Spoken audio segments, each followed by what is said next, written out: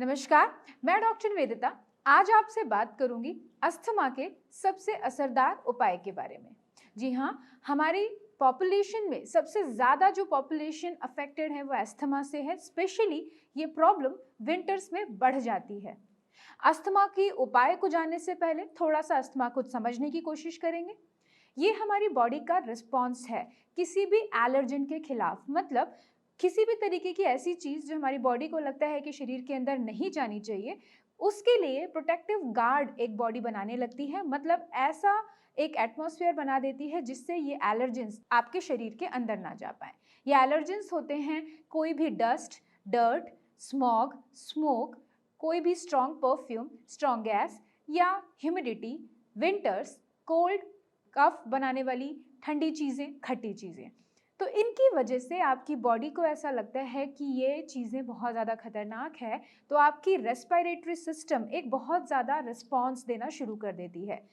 इस रिस्पॉन्स में आपकी श्वास नली यानी कि रेस्पिरेटरी सिस्टम की जो नलियां हैं, ब्रोंकस हैं, एल्वेलाइज हैं, वहाँ पे सूजन आने लगती है। सांस आने और जाने का जो रास्ता है वो सिकुड़ जाता है, जिसकी वजह से वो छोटा हो जाता है और सांस के आने जाने में दिक्कतें आनी शुरू हो जाती है। यही मुख्य लक्षण है अस्थमा का, ब्रेथलेसनेस। इसके साथ में म्यूकस डेवलप होने लगता है। म्यूकस उस एलर्जिन को शरीर में अंदर आने से रोकने के लिए डेवलप होता है। ये एक ऐसा रास्ते को रोकने लगता है जिसकी वजह से सांस का आना जाना और भी ज़्यादा प्रॉब्लमेटिक हो जाता है। इसी की वजह से आपकी जब भी आप सांस लेते हैं या जिसको अस्थमा है, अगर वो लेटा है, सोया है या बैठा हुआ है, उस कंडीशन में उसकी सांस की आवाज़ें घरघराहट जैसी या फिर सीटी जैसी आवाज़ें आने लगती हैं उनके चेस्ट से।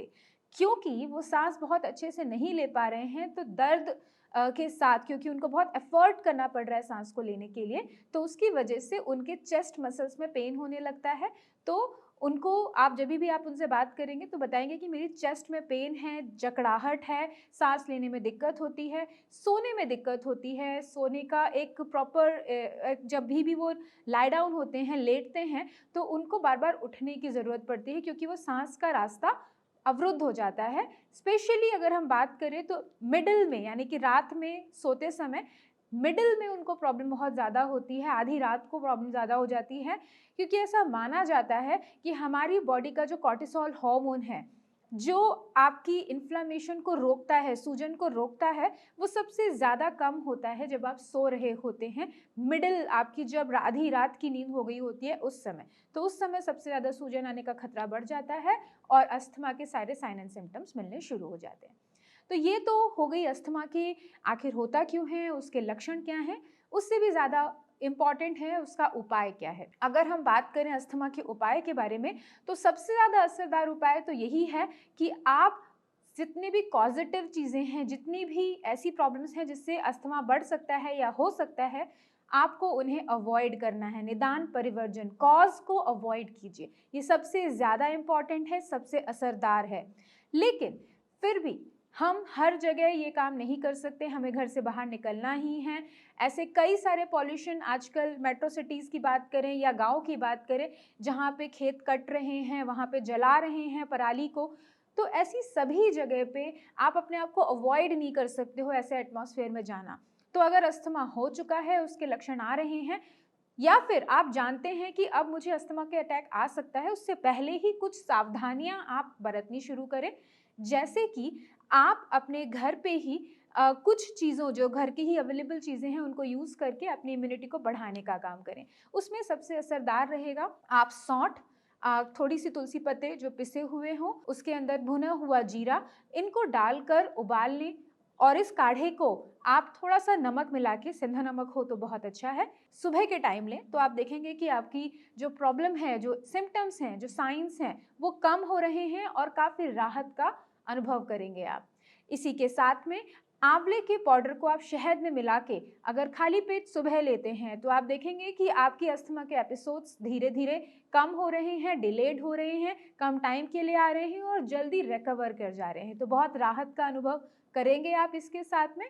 और इसके साथ में ही, जैसे मैंने आपको बताया, गर्म पानी, जितना हो सके आप गर्म पानी का इंटेक करें, क्योंकि ये कफ को पिघला के आपके एब्डोमेन में लेके जाता है और वहाँ से मल के थ्रू निकल जाता है, या फिर कफिंग है, जो आपका बलगम है वो पिघल के मुंह के रास्ते बाहर आ जाता है। इसके साथ में आप तुलसी के पत्तों का रस, अदरक का रस और उसके साथ शहद का मिला के आप दिन में 2-3 बार ज़रूर इसे लें। आप देखेंगे कि आपकी प्रॉब्लम काफ़ी हद तक रिजॉल्व हो रही है, रिकवर कर रहे हैं आप अपनी प्रॉब्लम से। दालचीनी का पाउडर भी आप यूज़ कर सकते हैं शहद के साथ। तो आप देखेंगे कि ये भी जितनी बार आपको कफ, बहुत ज़्यादा खांसी के जो ठसके आते हैं, अगर आपको बार बार हो रहे हैं तो उस समय आप ये ले लीजिए, तो आपका खांसी थोड़ी थोड़ी धीरे धीरे कम होती चली जाएगी। काली मिर्च, जो मैंने आपसे अपने पिछले वीडियो में भी डिस्कस किया था, बहुत असरदार है अस्थमा के केस में। तो काली मिर्च को या तो आप ऐसे ही जैसे टॉफ़ी को चूसते हैं, एक बाइट आपने उसमें ले लिया, फिर उसका रस आपके गले में जा रहा है, तो जो इरिटेशन आपके गले में हो रही है या सूजन आ रही है, सोर थ्रोट हो रहा है, आपकी बॉडी का जो रिस्पॉन्स है वो धीरे धीरे कम होगा और जो खांसी के ढसके आपको आ रहे हैं वो भी रुक जाएंगे। या आप काली मिर्च के पाउडर को शहद में मिला के भी दिन में 2-3 बार उसे चाट सकते हैं, तो इससे भी आपको काफ़ी हद तक रिलीव होगा, प्रॉब्लम्स रिजॉल्व होंगे। अपने ऑक्सीजन लेवल को चेक करते रहिए। अगर आप किसी मेडिसिन पे हैं, इन्हेलर पे हैं, तो ज़रूर उन मेडिसिन को टाइम पे लीजिए। लेकिन फिर भी ये कोई परमानेंट इलाज नहीं होते हैं, तो आपको आयुर्वेद के थ्रू इसका परमानेंट इलाज ढूंढना चाहिए, क्योंकि हम यहाँ आयुर्वेद में इम्यूनिटी के ऊपर काम करते हैं। जो इम्यूनिटी आपकी ओवर रिएक्टिव हो गई है, बहुत ज़्यादा रिएक्शंस दे रही है स्मॉग या फिर किसी भी एलर्जन के खिलाफ, उस पे हम काम करने की कोशिश करते हैं ताकि वो ओवर रिएक्टिव ना हो, मॉडरेट हो जाए, यानी कि जितनी ज़रूरत है उतना ही रिएक्ट करे। इस तरह से आप अपने अस्थमा को रोक सकते हैं, कंट्रोल कर सकते हैं और उससे निजात भी पा सकते हैं।